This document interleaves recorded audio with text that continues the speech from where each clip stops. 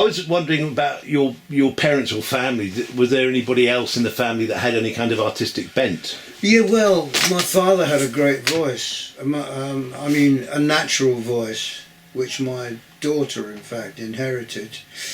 I had to work quite hard at it.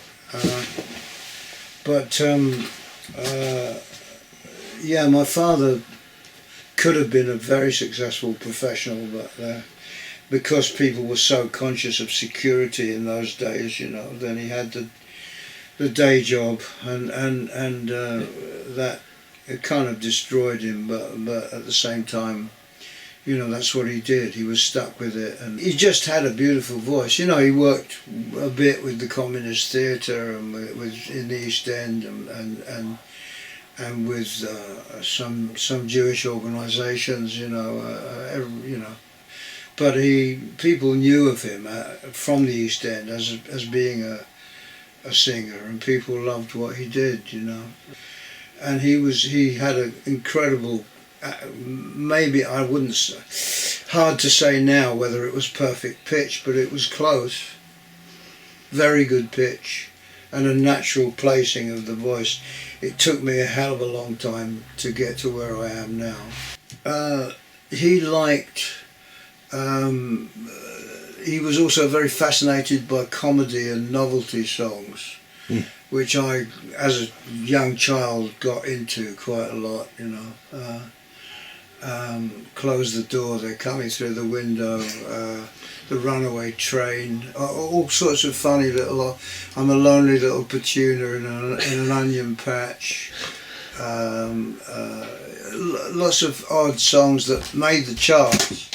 Got me into all that, but then when I was 13 I fell in love with jazz, and I started collecting jazz records and reading as much as I could about jazz. Jazz was the voices in jazz in particular, because jazz is, even though it's instrumental in parts, then it's very vocal, you know, it's based on human voices. The first two records I bought, one was by Jerry Mulligan and the second one was by Sidney Bechet. So I was already quite broad-minded. I dived into black big bands of the 20s and 30s to start with, and then that broadened into a general love of swing, in particular of the swing greats like Coleman Hawkins and Roy Eldridge and Red Allen and people like that.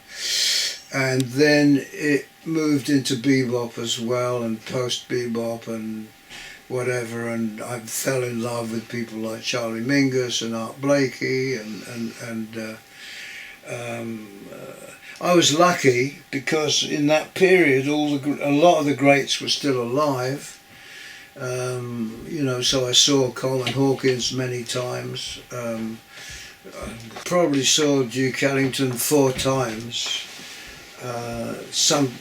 Three of those times at least were with the classic lineup, with Harry Carney and Paul Gonsalves and Ray Nance and Cootie Williams and all these people. I loved them all, you know, and in fact culminated. Although a lot of the older guys had gone by then, I actually shared a stage with Duke Ellington in the 1970 Mafia Pop Festival in Sicily, and we were allowed to remain on stage after our set, and Ellington was playing, you know, which was a great privilege. It was wonderful.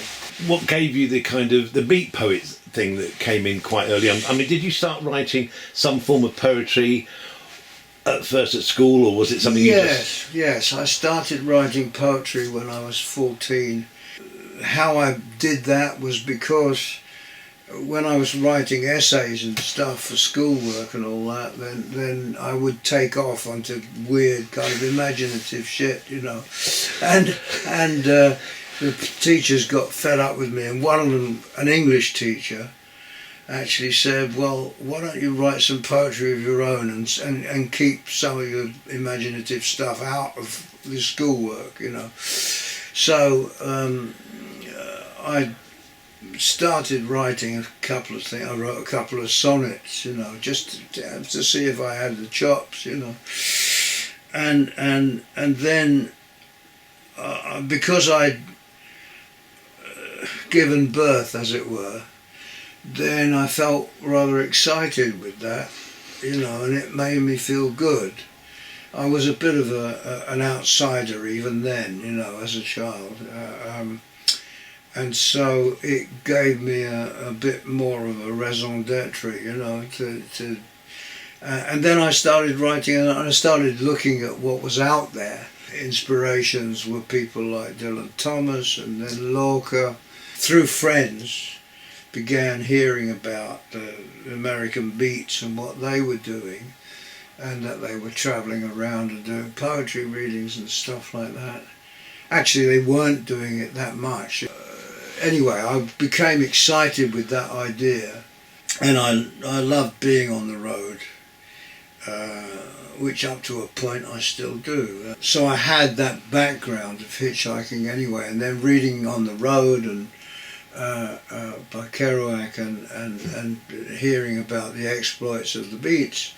And then I was at the Bewley Jazz Festival in 1960, and I met Mike Horowitz, and we got on in certain ways, and we both loved jazz, and we both loved the idea of trying to incorporate elements of jazz into poetry.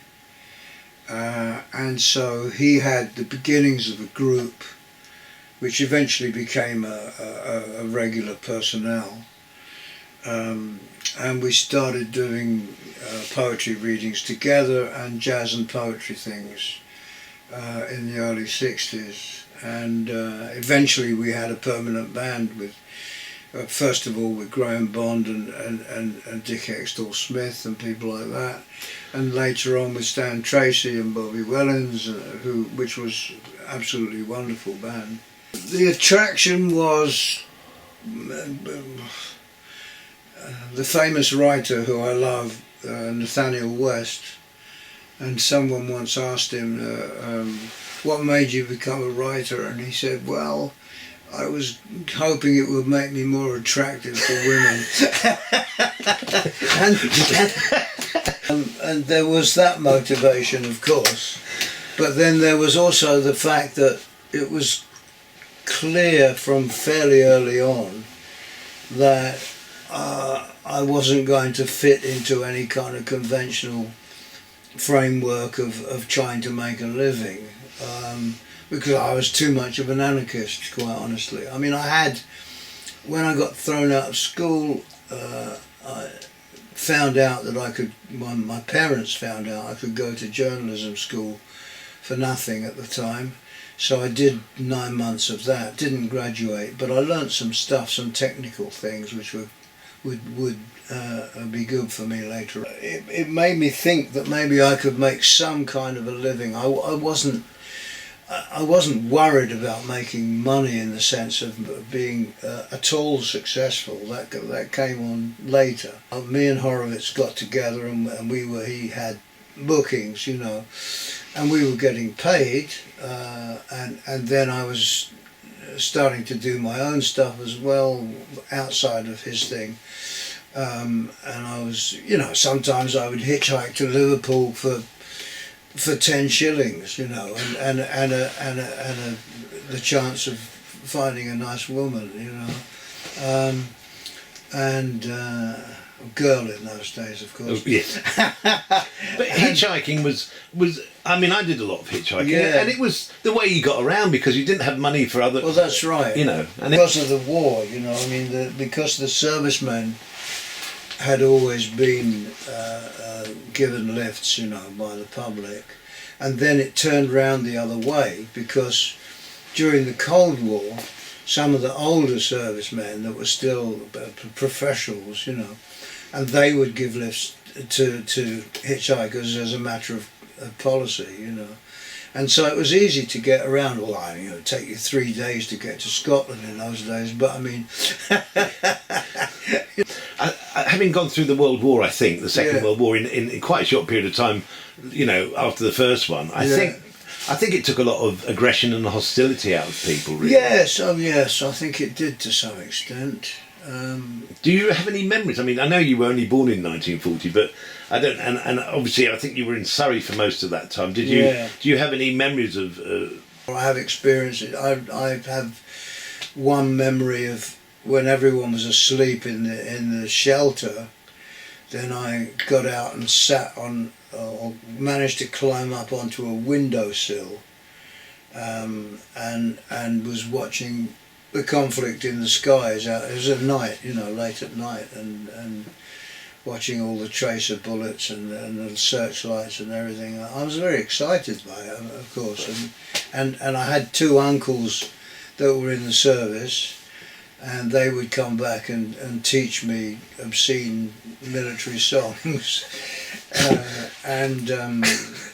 which are quite surreal, incidentally. I mean, they are really fucking weird.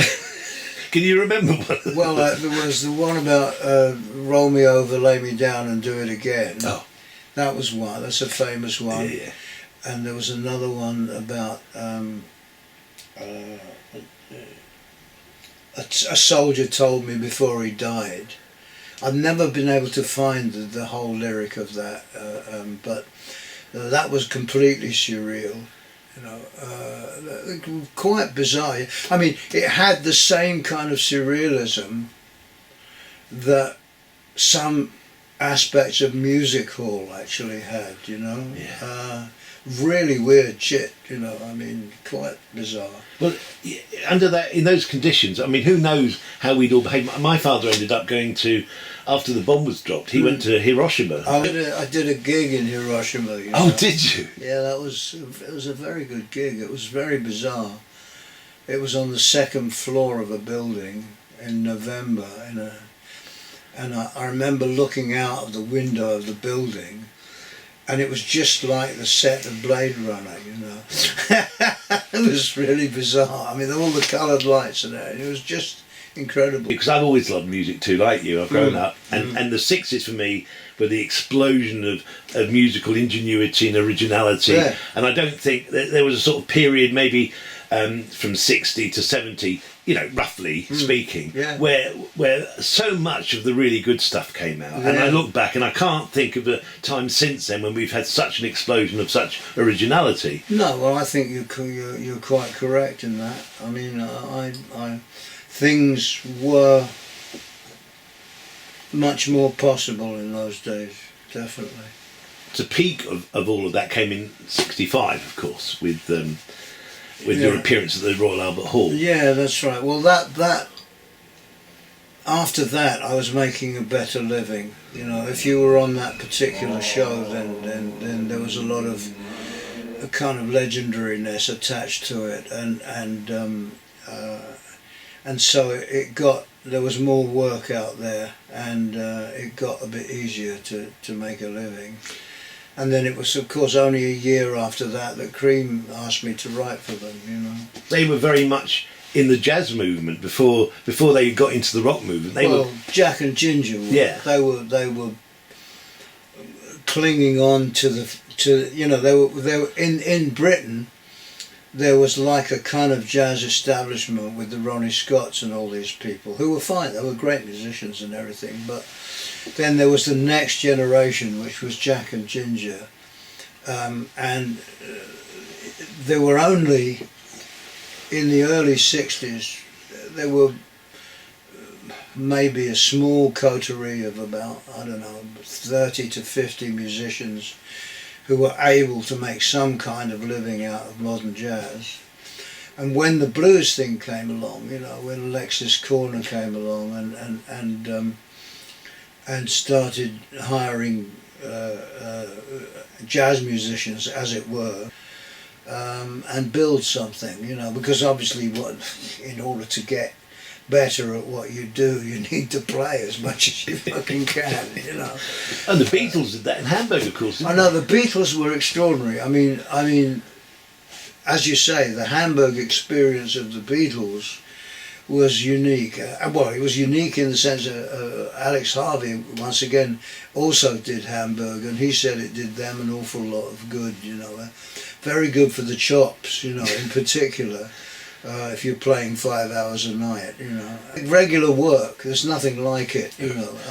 Alexis and later on Graham Bond, those people used to do 9 gigs a week, you know. I mean, it's like...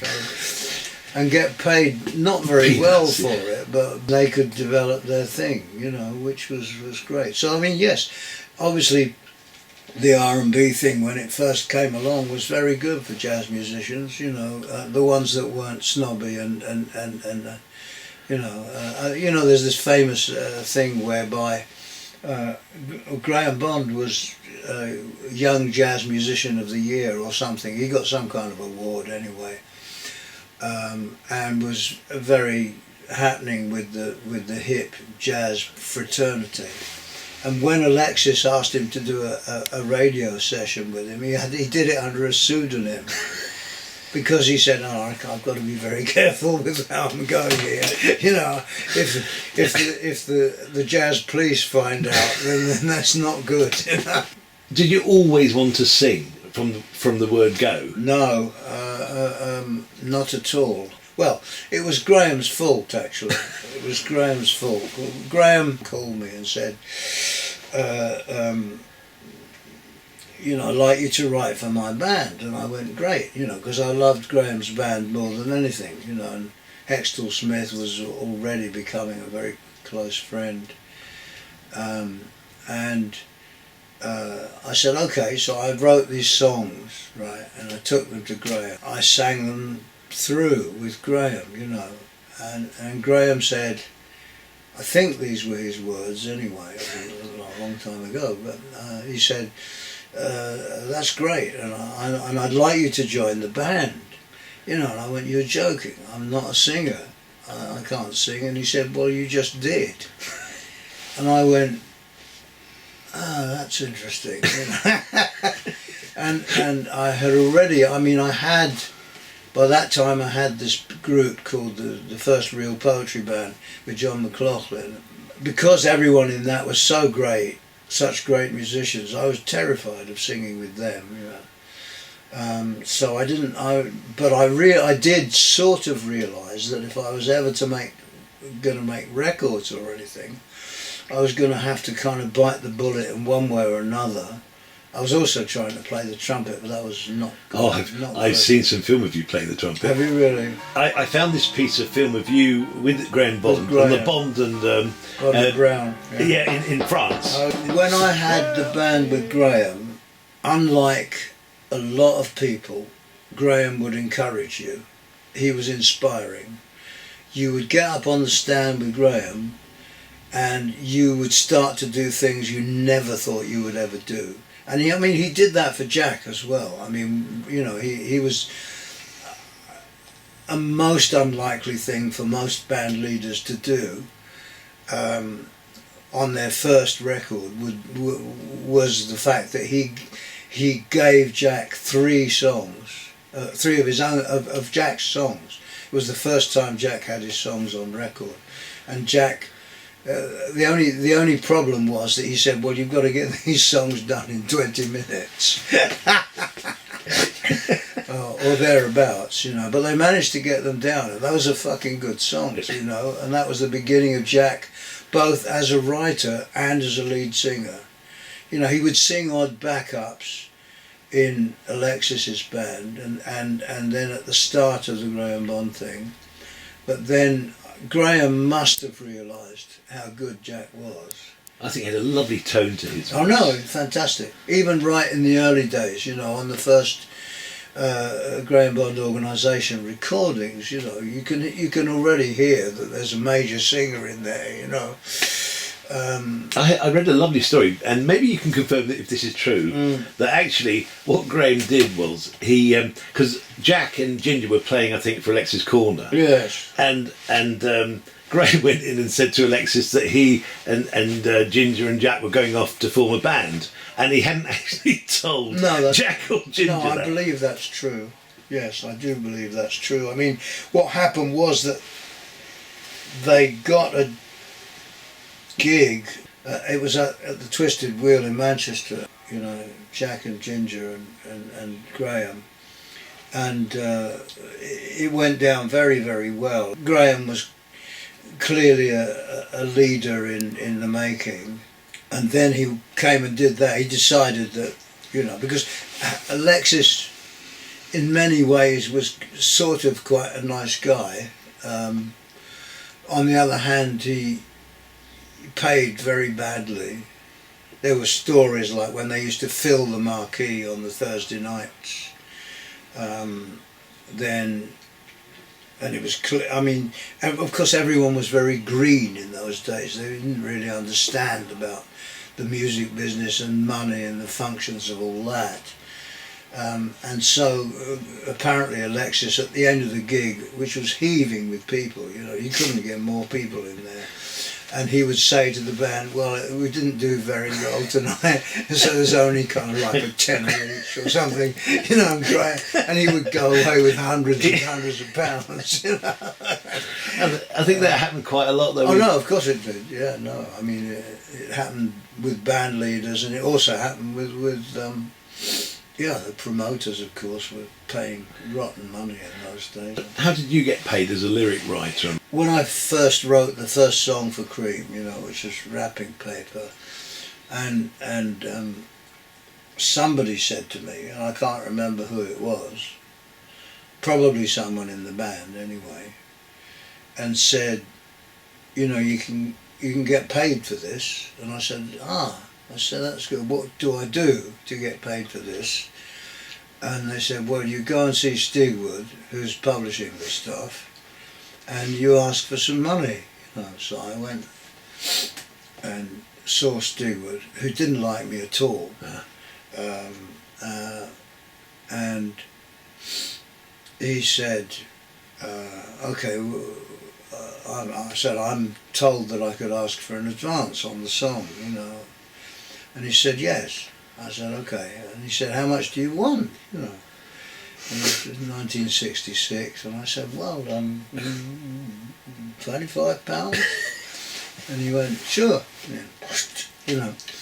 And I went, Christ, you know. And that was the most money I'd ever earned, of course. Because, I mean, even on the Albert Hall thing, nobody got paid. Someone ran away with all the money from that. Nobody ever saw it, you know. And so I thought, this is good, this is unbelievable, this will pay for a whole month of whatever, you know. Because I was still struggling a bit, you know, as a poet and everything, and living in a hovel and whatever, you know. Stigwood offered me an exclusive deal, and I smelt a rat. I didn't like it. I felt it was wrong. So I said, no, I'm not going to do that. I'm going to do a song-by-song basis, you know, a contract thing, but not an exclusive deal. It wasn't very much that he was offering me, and I thought, that's not good enough. I mean, you know, I've never been great with money. I'm quite good at certain aspects of business, but which I've learned the hard way, but even then I've made a lot of mistakes, and so I said, okay, no, I'm not going to do that, and I got myself a publishing deal which didn't include the Cream stuff, and the Cream stuff I did song by song, and that turned out to be a good move. And presumably you get ongoing payments from that now. That's why I'm living in a house. Yes. Which was the most successful of the Cream records from your point of view financially?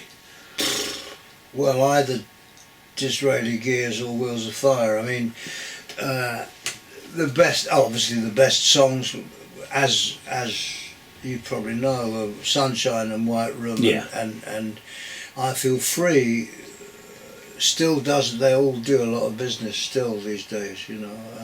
The whole Cream experience, and I mean, I know, you know, from a distance, you sort of thought they always seem to be fighting, you know. And I'm sure, but I think I read somewhere that you said it's a creative process in some ways. You know, they made great music together, even if they didn't always love each other. Well, first of all, you've got this element of conflict which sometimes can work to your advantage in the sense of creatively, and secondly you've always had this thing, in particular Ginger and Jack were both very competitive musically and in other ways. For some reason that made for a very interesting chemistry which drove Cream to some extent, you know. And I didn't see it as that until much later, when funnily enough we were doing Jack's 50th birthday gig in Cologne, and Ginger was on that, and I watched them playing a jazz piece to start with Dick Extall Smith. I thought they're really competing with each other. It was the first time I'd really sussed it, you know. Nobody ever knew that we would all eventually come to be doing wonderful shows like this and celebrating living for a long time, because because we were all living very hard in those days, and it wasn't like Pete Townsend that we thought, hope we die before we get old, but it was quite a possibility, you know. It was quite a possibility. Some of us didn't make it, but some of the ones that did make it are here with us tonight, and you will be seeing them. And right now, this is the jazz section of the program, and you're in for a very big treat, because what is about to happen is a very unique recreation of a record that happened a while ago called Things We Like, which Jack did with some of his favorite jazz musicians and friends. But this is a slightly different lineup, with the amazing Ginger Baker on drums, and also with the great Dick Extall Smith on saxophone. My friend and partner, Jack Bruce, the wonderful Jack Bruce. Thank you. See you again. And thank you very much, Pete Brown.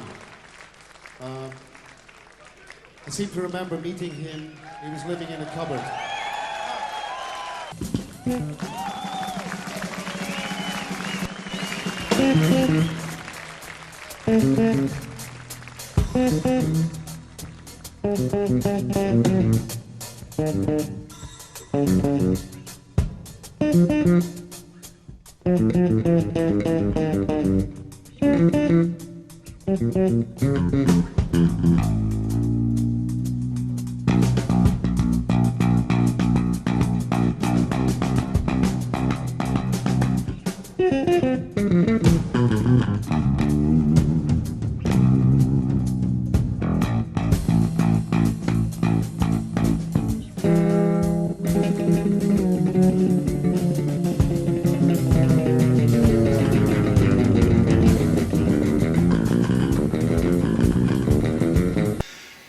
Thought this is, you know, because they would move into areas and kind of dare the other one to go into it, you know, like and create traps and musical traps and you know, so what about that then? Cop that, you know, and it was like very strange that way, but you know, it was that's what drove them, you know. So for me, interesting hearing that, because obviously if one of them had brought you into the band to write, then that might have pissed the other one off. But Ginger Baker, I understand, was the one who actually first invited you. Yeah, he called me. Apparently, what originally he wanted Mike Horowitz. For some reason, either Horowitz couldn't do it if he was contacted, or Ginger possibly even made a mistake, but he knew how to get hold of me anyway, because we'd hung out together up to a point. I mean, for instance, there was a wonderful time. I lived in this kind of incredible sort of hole in Chalk Farm, before Chalk Farm was really gentrified. But anyway, when I was living in that particular place in Oppidance Road, then and there were musicians and various people living in that place, and so we went back. A crowd of us went back to my place, probably about 3 or 4 o'clock in the morning, because I had a piano. It wasn't a very good piano. It was a terrible piano. Anyway, we were sitting there, and I'm sitting there with all these sort of young people, right? The door opened, and Ginger put his head round the door, right? He goes, "Here, is it all right if we come in and have a play?" I went, "Of course." That sort of play. And Ginger and the bass player, who I think was Chris Thompson at the time, a black guy, really good, he was a friend of mine actually, and Graham came in and started to play. Just set up and started to play. The guy upstairs, who I shared the place with, was a drummer, so there was a drum kit there, you know. And they just played, and all these people couldn't believe it. And that we were all sitting on the bed, right, all stoned, of course, and there was this kind of concert going on of this incredible fucking jazz, you know, by these guys, you know, unbelievable, you know. That was the 60s for you.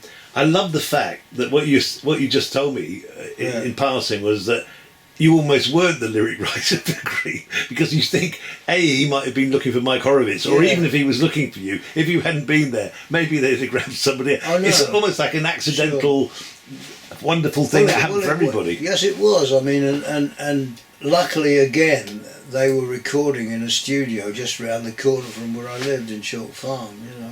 Initially I was trying to work with Ginger, but then he worked better with Jack's wife, Janet, and I so I got Jack and Ginger got Jack's wife, you know, to work with, you know, and which was fine. Jack and I, whatever our differences were, which were considerable every now and then, we had the chemistry. The chemistry was very powerful. For just purely accidental, if you like, the fact that we kind of like that, you know, and I mean 48 years of work, you know, I mean that's more than most people. And there were times, you know, having two fairly large personalities in one room didn't work, you know. It's kind of like, plus the fact that he had his problems. I think what you were beginning to get to, and which I remember because I lost friends too, was the 60s, despite being such a wonderful time in some ways. I mean, we all had the feeling that nuclear war could start at any point, and we could be blown apart, which we don't have in the same way now. But in those days, you just kind of tried to ignore it most of the time. Yes. But the other thing was that the usage of drugs, especially amongst creative people, went a bit wild, and people couldn't handle it. Yes, well, it's what I call the curse of Charlie Parker, you know, whereby initially anyway, a lot of jazz musicians who were enthralled to the work of Charlie Parker, which is indisputably wonderful, had this kind of feeling at the back of their minds that a lot of that creativity was driven by heroin, which wasn't true. It was a big fucking mistake. And a lot of people got into it for that very, very reason, you know, that they thought, if I take all that heroin, then I'll be like Charlie Parker, you know, and it was a very common mistake in the 60s. You know, killed a lot of people and also ruined a lot of lives. Loved Jack because Jack was one of the most creative musicians I'd ever come across. You know, he was a genius in many ways. The privilege of working with him outweighed the bad times. Ginger used to call Jack Jekyll and Hyde, you know, because Ginger is nasty, or has had this image of he had this self-image of wanting to be nasty, you know. I am a nasty person. I do bad things, you know. But that was, with Ginger you got what was on the tin, I mean, he would switch every now and then, but it wasn't. Whereas with Jack, I believe anyway that he was bipolar at the very least.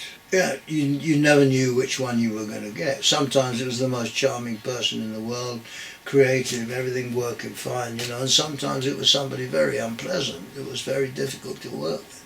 But was part of that, or a lot of that, down to the drug? Yes, it didn't help. No. Well, they put it with it. Yeah, it certainly didn't help.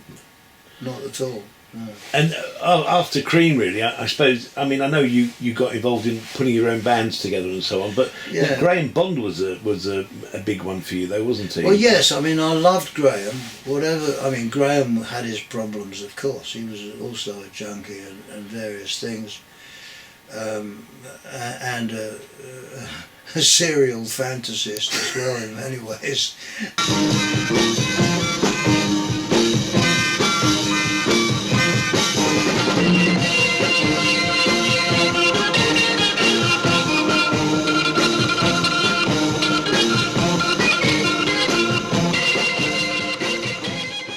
When we eventually put that band together in '72, which didn't last all that long, it was about less than a year, it was a pinnacle for me at the time, because I loved Graham, you know, and I loved Graham's work, and I thought he was wonderful. I thought he was a genius. I know he was. He was incredibly important, and a lot of that was pleasure, but Graham was not in a great place at that time. But he was like the first person to ever use a mellotron in music in this country, wasn't yes, he? he did lots of things. I think, and I've always said this, I always said that I believe that the Graham Bond organisation was to musicians what the Beatles were to the public. You know, a huge influence, and creatively absolutely one of the top things that ever happened in Britain, which is why I've you know, been involved with producing reissues of Graham a lot, and two huge box sets and other stuff, you know, because I really think it should be out there, and it should get the acclaim that it deserves. Because he really didn't make a lot of money out of it all, did he? And he didn't. No. He was never like, he never made it in general terms. He had a very badly flawed personality. He had a few chances that he blew. The drugs were too important at the wrong time. He wasn't good with money. I mean, I wasn't very good with money, but then after 1967, I didn't have any bad habits, so at least my head was in the right, a reasonable place. Unfortunately, a lot of very creative people, as we were saying, were got involved and got addicted to various things, and it Fucked them up. it fucked them up, and it lost them a lot of chances. I also wonder, because I'm a dedicated left-winger, and even possibly because I'm Jewish, you know, whether that lost me a few opportunities here and there. It's not impossible. No. And that's when I feel very paranoid. Yeah. And I think, well, maybe. Having said all that, I think you've had quite a good career, really, haven't you? Well, mostly. Yeah, I've had my doldrums. I think you got fairly fed up was it 77 when you sort of... Yeah, well, when the punk thing came along, that was bad news. Yeah. Because it wasn't based on talent. It was based on silly clothes and rings through your ear and stuff. Well, it was the first thing that the music business actually invented, you know, and they then proceeded to try and ram it down everybody's throat. And it was quite contrived, especially with the Sex Pistols and people like that. But when you say it's the first thing, of course, the Monkees and... Yes, that was contrived as well, Yeah. although they had all those great session guys playing on that. People like Hal Blaine and all the Wrecking Crew, great backing singers. And so, you know, it wasn't them really, a lot of that. You know, a lot of people didn't play on their own records, or didn't even sing on their own records. But you then formed your long-lasting association with Phil Ryan, I think, wasn't yeah. it? and you carried on. I mean, obviously, people have gone by the way as they do as you get older, you know. But that seemed to have been very successful for you, musically at least. Well, Phil was my best friend, you know. He became my best friend. Initially, we used to fight. I recruited him for the second version of Pi Blotto. He was in this band, a wonderful band from South Wales called the Eyes of Blue, whose work you can still find. I have. You got it? Yeah. I found it, yeah. And boy, the singing and playing on that band, I saw them live a lot of times, you know, and they were wonderful. And when they broke up, then I grabbed Phil, you know. Being an old socialist, I never feel that comfortable with. I mean, when I first had money, I went crazy at one point. You know, I didn't know what the fuck to do with it, and I used to get a minicab and go around to Selfridges with my girlfriend and buy half of Selfridges and keep the minicab waiting for about 4 hours while I bought half of Selfridges. But that didn't last for very long. Because I realised that wasn't the way to do it. Has your songwriting process changed? I mean, you said that with Jack normally he'd produce the music, although sometimes you went to him with an idea. In general terms, do you tend to start off lyrically in your head, or do you tend to start off musically? Well, when you work with people like Phil Ryan and Jack, they're very versatile, you know. Hextall Smith, I wrote a lot of stuff with him. The versatility of those great musicians means that if you get an idea which just comes from a lyrical idea, then you can just give it to them and you know they're going to deliver something great, you know. Obviously in the early days with Cream, because they were on the road all the time, then we had to squeeze in the writing in a very few days here and there, you know. Jack and I were working for a couple of days and you know, because Cream was the cash cow of the organisation, of the Stigwood organisation, they were on the road all the fucking time. And so here's a few days off, right, you know, so there we go, we're writing, you know. And it was 5 o'clock, or later than 5 o'clock in the morning. You know. And Jack, we'd done some work, but we were needing more. And we were getting fed up with each other as well, probably. And Jack finally went and picked up his double. He was obviously a jazz musician, and so he still had his double bass, you know, and he picked up this double bass. He said, well, what about this then? I went,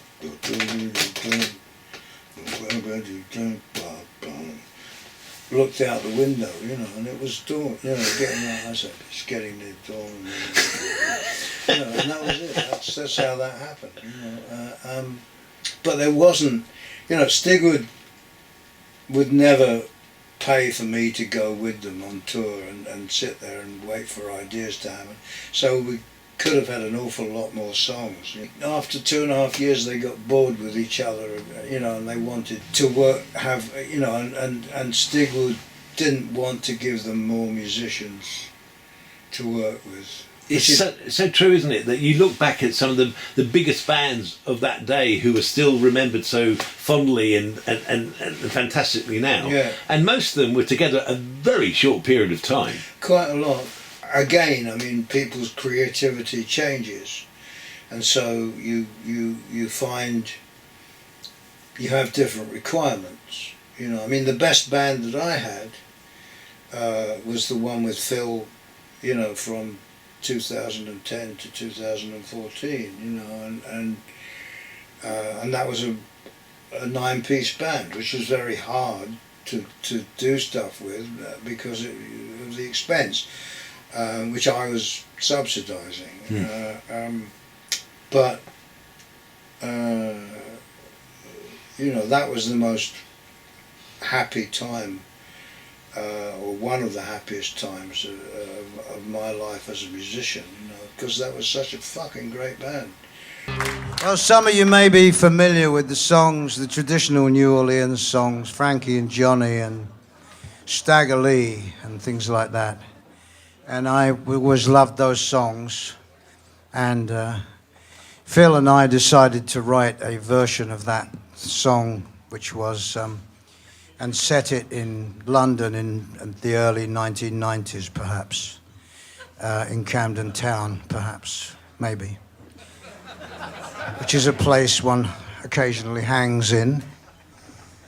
And so this one is called The Ballad of Psycho and Delia.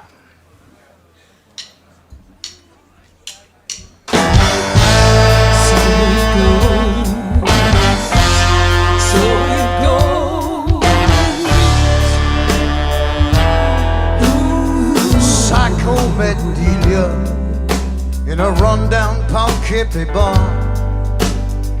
There were too many ghosts around, so they split in Psycho's car. Delia told Psycho it was true love at first sight. She'd been kicked out of her last pad, so she had to stay the night. Yeah. Psycho told Delia that it was real good for him, though he wasn't wearing very well and the pickings had grown thin. Delia confessed to Psycho her habits were still bad, made him warm towards her more. They were the same ones that he had. Yeah. So it goes. These are the blows. Everybody knows. So it goes. Psycho loved Delia, but they sure hated being straight. Lost his car and then his gig, and the loving turned to hate. Delia left Psycho. She couldn't stand the pain. Hooked up with a young dealer, and she got right out of her brain.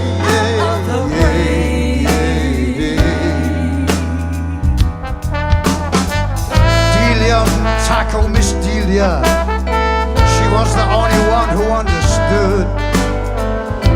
Stole himself a beat-up Ford, and he searched the neighborhood. Delia caught Psycho's eye in that bar of 60 shades. She was too low to run away and too high to feel afraid.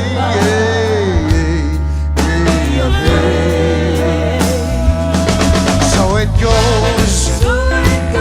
These are the blows. Everybody knows. So it goes, yeah.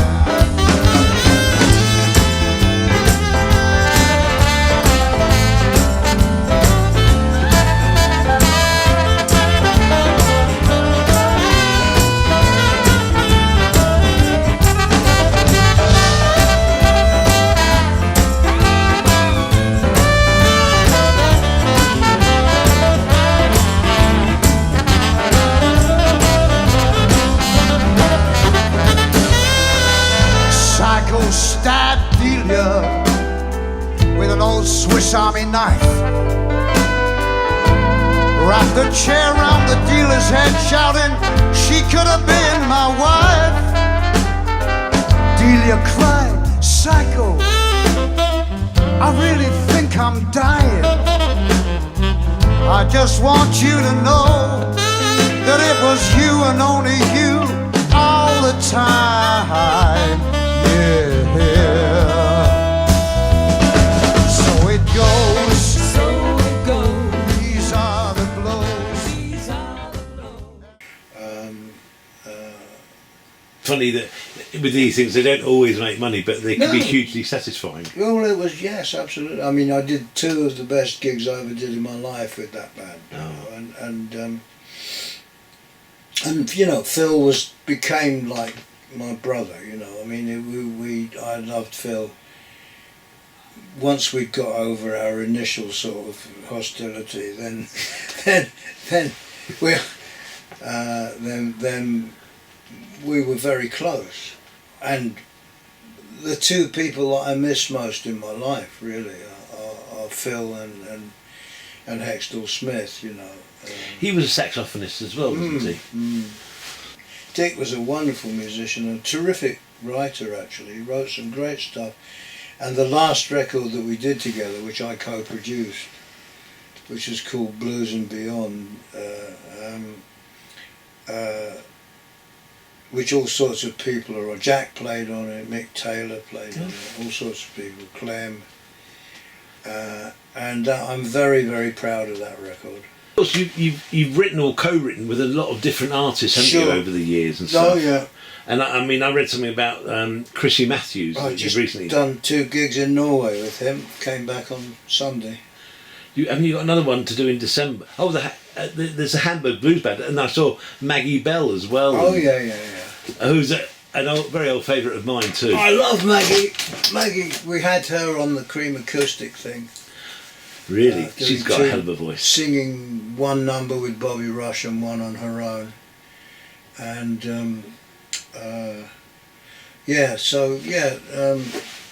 no, I love Maggie. We've worked together quite a lot. You're still writing happily, presumably. Yes, well, as I say,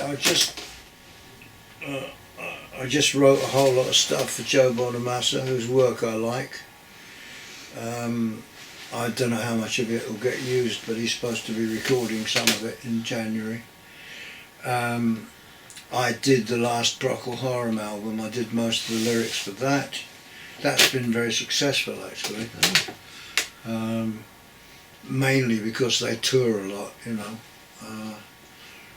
It's in the charts in Germany. Did the last Chrissy Matthews album, which we had a sort of almost hit with the single Level with the Devil, which there's a very funny video of, which got quite a lot of play. So yeah, I mean, I'm working with different people, as long as it's people that I respect, you know. I mean, I don't do things for money. No. I'm doing a bit of work with this woman, semi-legendary woman called Carla Olsen, who had a band with Gene Clark of the Byrds. She's in her 60s, she's about the same age as you, I think. And I've started doing some writing with her. She's in LA. Yeah, whatever comes along that really interests me. I might do some stuff with Emma Wilson. You know, Emma Wilson's a really great bluesy, soul-y bluesy singer. By the way, I'm with you. Blues touches my soul, which most other yeah. forms of music just doesn't get anywhere near. Oh no, blues and soul, next to jazz, are incredibly important to me. I mean, probably about 85% of what I love is black music of one kind or another. I'm a bit racially prejudiced in that. In a positive sense, yeah. Yeah, in that particular area. That was the interesting thing, you know, about the whole 60s thing and how the British musicians somehow managed to get not just inspiration but a closeness to the feeling of the blues and soul thing which nobody else ever did, you know. I mean, there are the odd individual that turns up that somehow can do that, you know. I mean, there's a kid in Hastings who I love, a guy called Harry Randall Marsh. I have not seen him yet. Okay, well, he's wonderful. He's, I don't know, 24 or something like that. He's got a fantastic voice, and what he's doing is not particularly retro, but all the stuff that he listens to is Otis Redding and everybody, you know, and James Brown, and he's completely steeped himself in that music, and it's produced a very interesting result, you know, which I don't often hear in younger people these days. The idea of success as such was something I didn't contemplate at all for a long time. I went to see A Hard Day's Night in Camden Town. Of course, by that time I'd done a lot of time in Liverpool. You know, I loved Liverpool, and I was doing poetry readings and everything. And the possibility goes that we had, you know, this regular poetry place we used to do called Streets. And apparently Lennon did come down a few times, and I don't remember him being there. I met him later on, very briefly. Getting mobbed by thousands of girls, and also communicating to all these fucking thousands and thousands of people, you know. And I was certainly very moved by that. The idea of success came up, you know, and that was the first time I'd ever thought of the idea of success, when I saw these guys that were from a not dissimilar background to my own, and the communication was the thing that really fascinated me. Yes. Because that's what I'm about, to a huge extent, is trying to get across to people and entertain and communicate, and it's very important to me that people should have some kind of alternative choice rather than the mainstream, you know. And so the fact that they were doing that in a rather fine and rather musical way really blew me away, and was very important as a motivation. A motivation, yes, yeah. Yes. What motivates you to get up and go out again? Well, I guess because it defines me, you know, as a person, as a performer. I like performing, I like communicating with people. That's always been the motivation, really.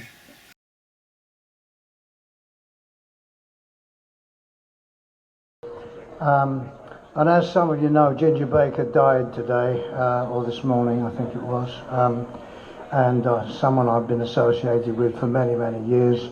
We did a project quite recently, which is going to come out next year, Cream songs played acoustically with all sorts of interesting people like Joe Bonamassa and stuff.